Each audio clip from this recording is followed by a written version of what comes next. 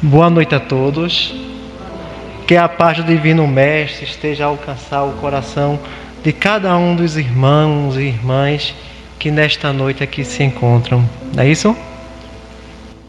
Ano de 1914. Europa. O mundo entra em guerra. De um lado, basicamente, a Alemanha, de um lado da guerra. Do lado oposto, os ingleses e os seus aliados. Num conflito sangrento. Num conflito pelo qual milhões de irmãos nossos vieram a desencarnar. A Primeira Guerra Mundial foi marcada por uma guerra de trincheiras. E o que era uma guerra de trincheiras? Eles cavavam buracos na terra, botavam arames farpados e os soldados ficavam ali dentro, atirando um contra os outros. Basicamente, alemães e os aliados atirando nos ingleses e seus aliados também, um contra os outros. Eles achavam, durante a Primeira Guerra Mundial, que um palmo de terra a ser conquistado num terreno adversário valeria a pena morrer milhões de pessoas. E começaram ali a se matar. Eles achavam também que aquela guerra iria durar pouco tempo. Até que chegou o inverno na Europa, que começa exatamente mais ou menos essa época do ano. Mês de dezembro já começa ali o inverno europeu. Estão ali, estão guerreando, estão no campo de batalha. E entre uma fronteira e outra havia um espaço de terra que era chamado de terra de ninguém. Terra de ninguém. Então, se aqui tinha uma trincheira, do outro lado tinha uma trincheira, o espaço entre as trincheiras era chamado de terra de ninguém. Foi passando os dias, foram passando os dias. Até que no dia 24 de dezembro de 1914, não se sabe de qual lado, se do lado dos alemães ou se do lado dos ingleses. Os soldados nas trincheiras, trincheirados, eles começaram a cantar, imaginem só. Eles começaram a cantar Noite Feliz. Eles estavam em guerra, mas mesmo dentro das trincheiras, não se sabe de qual trincheira partiu, os soldados começaram a cantar Noite Feliz. Certamente movido pelo espírito de Natal, pelo espírito natalino, pela mensagem de Jesus, pelos benfeitores espirituais que estavam ali naquele momento, naquele campo de batalha, ele sentiu necessidade de cantar Noite Feliz e começou a cantar Noite Feliz. No que ele começa a cantar Noite Feliz, os outros soldados que faziam parte do mesmo exército começaram a puxar o coro de Noite Feliz também, todos começaram a cantar. Nisso, do outro lado, do lado inimigo, eles começaram a dizer: eles estão cantando o quê? Claro que eles não entendiam porque, mas eles entendiam pelo menos a melodia. Eles estão cantando Noite Feliz. Ah, por quê? Porque hoje é noite de Natal. Então, nós aqui também vamos cantar Noite Feliz também. E olha que coisa interessante. Do lado dos ingleses, eles começaram a cantar Noite Feliz. Do lado dos alemães, quando eles ouviram os ingleses cantando, eles disseram: então nós vamos cantar também Noite Feliz. E eles começaram a entoar Noite Feliz. E até que um dos lados disse assim: olha, que coisa interessante. Eles também estão cantando Noite Feliz. Então, eles e nós estamos cantando. Até que não se sabe de quem partiu a ideia de levantar a mão de um dos lados. Levantou a mão, levantou uma bandeira branca, subiu no espaço que era a terra de ninguém, foi até a fronteira adversária e cumprimentou o seu oponente de guerra. Ele entendeu a mensagem, ele estendeu a mão em cumprimento. Ele também estendeu a mão e um cumprimentou o outro. E o que se viu na terra de ninguém? Na noite de 25 de dezembro de 1914, em plena Primeira Guerra Mundial, o conflito mais sangrento que até então já houvera no planeta Terra, embalados pelo espírito natalino, eles pararam uma guerra. Eu não digo nem assim, deixaram de lado suas diferenças, porque eu tenho certeza que os soldados que estavam dentro das trincheiras, eles nem sabiam porque estavam ali atirando um contra os outros. Eles nem sabiam. Os generais sim sabiam, mas os soldados em si, eles nem sabiam porque estavam. E por um momento, embalado por noite feliz, eles se esqueceram desse momento e começaram a trocar presentes. Começaram a trocar fotos entre si. Imagine agora um alemão falando para um inglês: olhe, meu nome, vamos dizer lá, olhe, eu, Robert, você, como é seu nome? Porque é a primeira coisa quando a gente quer se comunicar com alguém, se a gente não fala a mesma língua, mas pelo menos ser entendido, qual é seu nome? E ali eles começaram a se confraternizar, a se confraternizarem, começaram a trocar presentes entre si. Mas que tipo de presente? Cigarros. E um começou a mostrar para o outro: olha, essa é a minha família que eu deixei na Inglaterra. E o outro começou dizendo: e olha, e essa daqui, mostrando a fotografia, é a minha família que eu deixei na Alemanha. E esse acontecimento é conhecido até os dias de hoje como trégua de Natal. E a confraternização, e eles foram tão embalados pelo espírito natalino, foram tão embalados, esqueceram por um momento as suas diferenças, que já disse, nem eles sabiam porque estavam ali um atirando contra o outro, e marcaram uma partida de futebol para o outro dia. Isso é história, gente. Isso está registrado nos livros de história, e pode botar lá no YouTube, trégua de Natal, que você vai ver que isso é um fato. Eu estou falando de Jesus de Nazaré. Eu estou falando desse espírito que Maria trazia no seu ventre e que, andando pelas ruas de Belém, não encontrou uma estalagem sequer para acomodá-la, para que Jesus pudesse nascer no lugar, vamos dizer assim, o mais digno possível. Vamos pensar aqui, será que ela não bateu em todas as estalagens? E José, pelo amor de Deus, a minha esposa, ela está a ponto de dar à luz. E quantos não José escutou? Não, aqui já está tudo ocupado.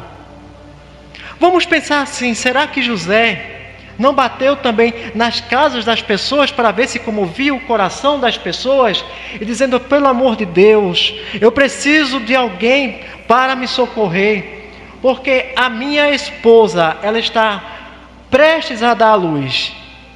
E eu tenho certeza que em todas as casas que José bateu, ele encontrou um não como resposta.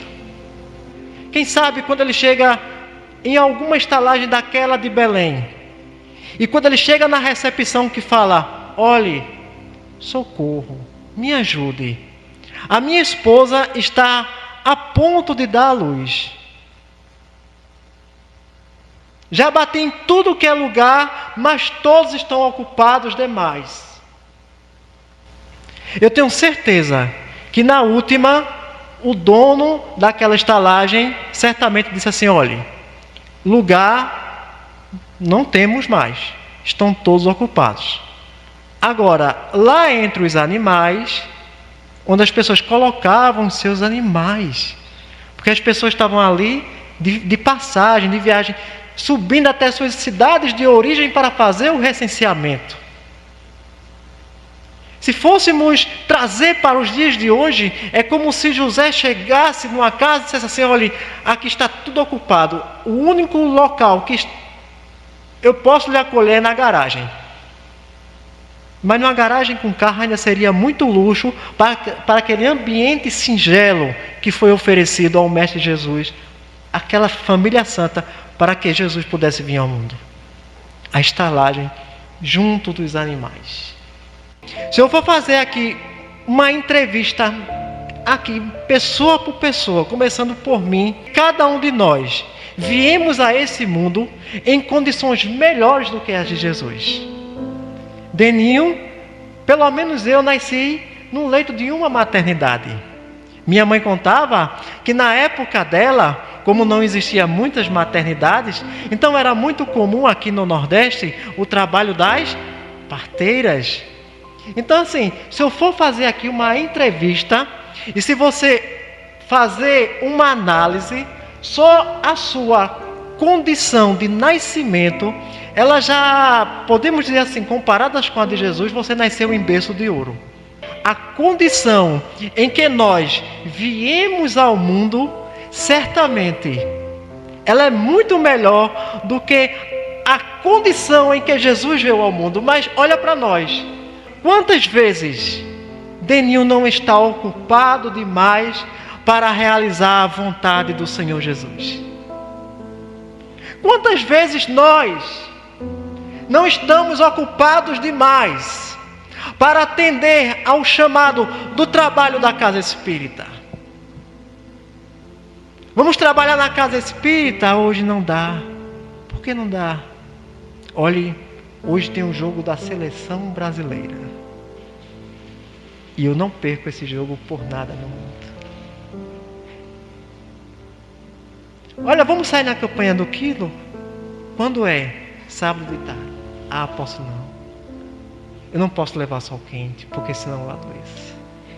E o que é isso? É sempre os nossos corações ocupados demais para Jesus, para atendermos ao serviço de Jesus, para atendermos ao serviço pelo qual nós fomos convocados.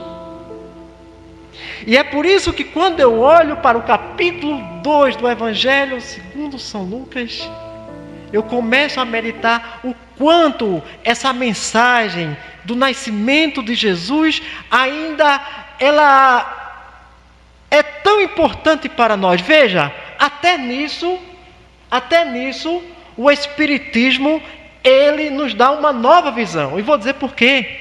Porque para o cristianismo tradicional, o mais importante é a morte. E quando eu olho para o Espiritismo, até isso o Espiritismo abre a nossa visão. Não, o mais importante não foi a morte de Jesus. O mais importante foi o seu nascimento. Porque é o nascimento da boa nova. É o nascimento do Evangelho do Cristo. Se Deus estava no centro das atenções pela lei mosaica, como foi necessário fazer Deus no centro, aquele Deus vingativo, aquele Deus que eu falei na minha última palestra aqui, que parece que você quando olha diz assim, mas eu não acredito muito nisso, mas era a visão de Deus que se tinha. Agora era Jesus trazendo a segunda revelação. Era botando o homem no centro de tudo. Era mostrando que não importa a nossa condição social. Seja rico, seja pobre. Não importando se judeu ou samaritano. Mas todos estavam sendo alcançados agora pela graça divina, pelo amor de Deus. Mas o mensageiro nasceu entre os animais. No ambiente mais humilde do mundo. Olha que mensagem que até os nossos dias a gente olha assim, para olhar e diz assim, nossa Senhora, que sentido. Jesus foi encontrar entre os animais um lugar aprazível e confortável para nascer entre os homens. Natal hoje é mais consumo. Receber presente, dar presente, amigo secreto. Se tornou-se uma coisa muito consumista. Comprar o presente, participar das reuniões em família, que é importante, dos amigos secretos, é importante, mas não nos esqueçamos da questão da confraternização. Que não nos esqueçamos de que realmente possamos sentir dentro dos nossos corações o nascimento da essência do Evangelho de Jesus, da boa nova que Ele nos traz, de amor e de perdão. Que a doce presença de Jesus esteja com cada um de vocês. Que Jesus possa sempre encontrar no coração de vocês um coração aberto, nunca ocupado demais. Que os nossos irmãos desencarnados possam se dar a oportunidade para que a luz do Natal e a luz divina nasçam em seus corações. Que assim seja. Essa palestra hoje, irmãos, ela teve uma iluminação especial ao irmão Deninho. A espiritualidade esteve presente com você, meu irmão, lhe iluminando, lhe intuindo, nos presenteando com a primeira semana do Advento, que é o Natal, é dezembro, nascimento de Jesus. Eu convido a todos para que a gente possa fechar os nossos olhos, erguer as nossas mãos na postura de quem pede e abençoa, pedindo a Jesus,